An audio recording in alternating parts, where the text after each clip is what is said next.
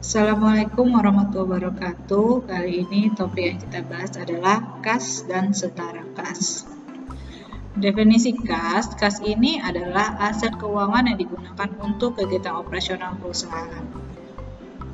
Kas adalah aktiva yang liquid, merupakan media pertukaran standar dan dasar pengukuran serta akuntansi untuk semua pos-pos lainnya.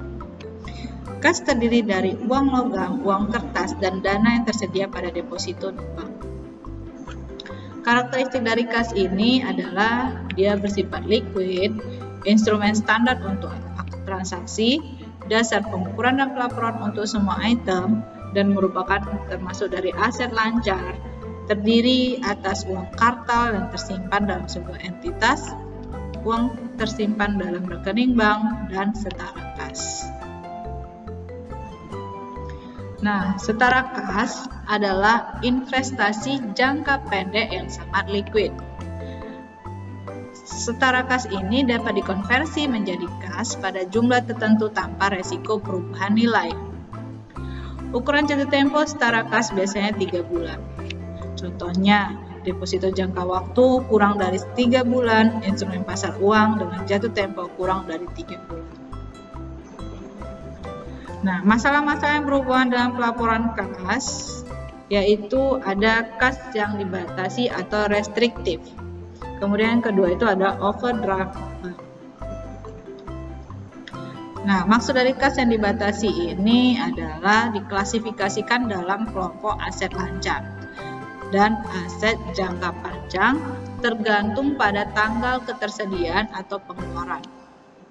Klasifikasi dalam kelompok aset lancar jika kas akan digunakan dalam 1 tahun atau 1 siklus operasi.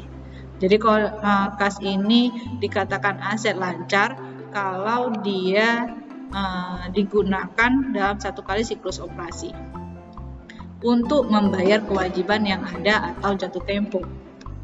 Kemudian jika kas dipegang untuk periode waktu yang lama, maka kas yang dibatasi ditampilkan dalam kelompok jangka panjang pada neraca. Contohnya perluasan pabrik, pelunasan hutang jangka panjang, dan lain sebagainya. Nah, untuk bank overdraft adalah terjadi apabila suatu cek ditulis dalam jumlah yang melebihi rekening kas.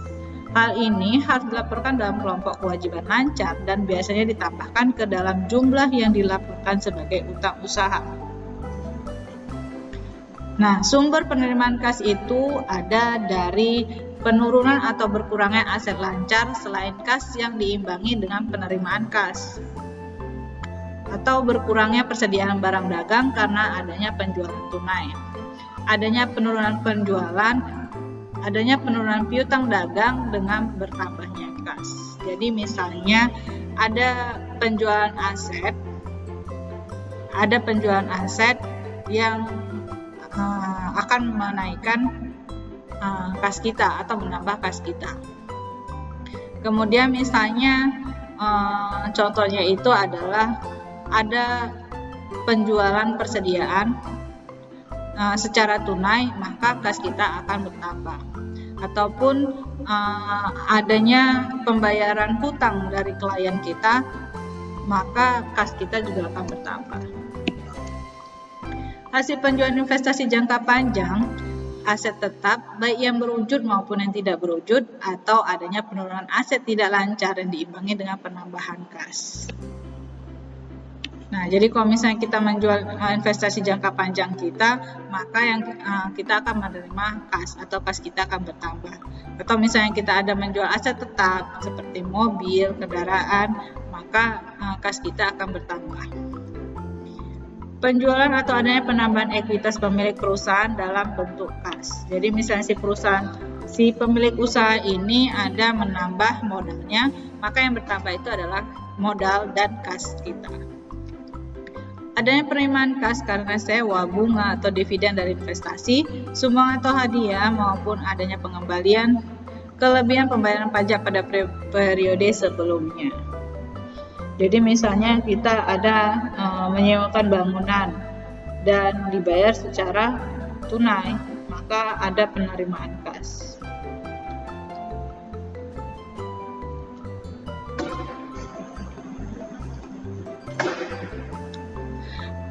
Kalau tadi adalah sumber penerimaan kas, ini sumber pengeluaran kas atau penggunaan kas bagi sebuah perusahaan. Yaitu dikarenakan adanya pembelian barang dagangan secara tunai, adanya pembayaran beban operasional perusahaan secara tunai, adanya pembayaran hutang dagang perusahaan, kemudian adanya pembayaran dividen, bunga, atau sewa lainnya. Jadi kalau misalnya kita membeli barang secara tunai untuk persediaan barang dagang kita, maka kas kita akan berkurang. Gitu juga kalau misalnya ada pengeluaran operasional perusahaan yang dibayarkan secara tunai, maka kas kita akan berkurang. Nah, kalau kita bayar hutang ke supplier kita, maka kas kita juga akan berkurang. Selanjutnya adalah pengendalian kas. Uang kas ini sangat mudah dipindah tangankan dan mungkin tidak dapat dibuktikan, sehingga pengendalian kas yang sangatlah penting, terutama sekali pengendalian internal. Jadi pengendalian internal terhadap kas itu sangatlah penting di sebuah perusahaan.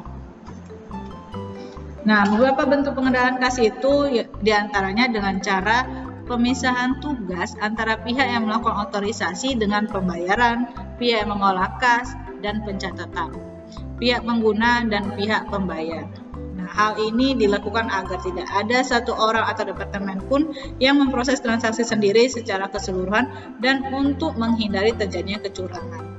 Jadi yang bagian kas, yang memegang kas itu, yang mengeluarkan kas itu, dan yang mencatatnya serta yang menggunakan harus orang yang berbeda.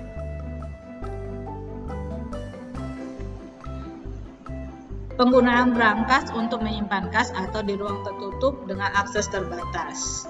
Jadi biasanya kalau kas kecil di perusahaan atau kas harian itu harus disimpan ke dalam brankas dan hanya bisa diakses oleh satu orang atau terbatas. Penerimaan dan pengeluaran kas menggunakan rekening berbeda. Jadi untuk setiap penerimaan sama pengeluaran kas kalau bisa itu digunakan rekening yang berbeda. Pengeluaran uang dilakukan melalui bank dan menggunakan cek sehingga terdapat pengendalian pencatatan oleh pihak lain. Jadi sebaiknya uang kita ada yang disimpan, uang perusahaan itu ada disimpan di bank, dan saat pengeluaran itu sebaiknya kita menggunakan cek. Kenapa? Karena kalau menggunakan cek ada pihak ketiga yang telah mencatat transaksi kita. Penerimaan kas dilakukan melalui bank untuk keamanan dan pengendalian pencatatan. Penggunaan sistem impress kas kecil untuk memenuhi kebutuhan kas kecil. Rekonsiliasi antara pencatatan perusahaan dengan rekening keuangan bank. Jadi inilah cara-cara dalam pengendalian internal kas. Nah, cara untuk pengendalian penerimaan kas itu harus ditunjukkan dengan jelas fungsi-fungsi dalam penerimaan kas, dan setiap penerimaan kas harus segera dicatat dan disetor ke bank. Jadi setiap ada penerimaan dari customer kita harus langsung dicatat dan kita setorkan ke bank. Kalau bisa di saat itu juga. Diadakan pemisahan fungsi antara pengurus kas dengan fungsi pencatatan. Jadi si pengurus kas sama yang pencatatan itu harus orang yang berbeda. Diadakan pengawasan yang ketat terhadap fungsi penerimaan dan pencatatan kas. Dibuat laporan kas untuk setiap hari sebagai pertanggungjawaban kas. Pengeluaran uang harus menggunakan cek kecuali pengeluaran yang jumlahnya kecil, yaitu menggunakan kas kecil. Nah, dibentuk kas kecil, diadakan pemisahan antara pihak yang mengumpulkan bukti pengeluaran yang menulis cek dan yang menandatangani cek serta yang mencatat pengeluaran kas. Pemeriksaan internal pada jangka atau jarak waktu yang tidak ditentukan. Jadi sebaiknya ada dari audit internalnya untuk melakukan pengecekan atau pemeriksaan terhadap bagian pengeluaran dan penerimaan kas tersebut. Dibuat laporan pengeluaran kas harian sebagai pertanggungjawaban. Jadi ada laporan harian untuk mengetahui beberapa kas yang telah dikeluarkan di hari tersebut.